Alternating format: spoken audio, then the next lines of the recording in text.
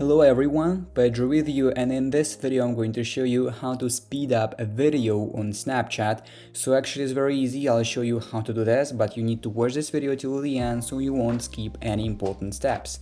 So first of all, of course, we need to open the Snapchat, and as we are on the camera, we need to hold for a while on the camera button to record the video.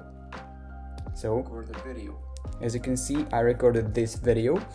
And now to speed up this video, you will need to move this slider as a filter slider in the bottom to the right. Just move it until you will find these two buttons. As you can see, this is the first speed up. This is like the first speed.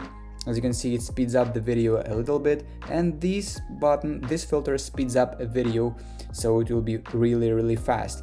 Moreover, you can just slow down the video if you want with this snail icon, but I'll just speed up it slightly, so I will choose this filter.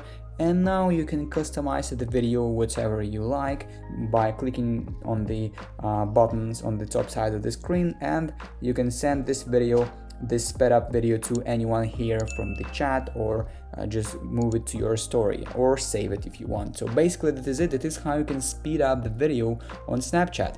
If you found this video useful, leave a like and subscribe to the channel. Thank you.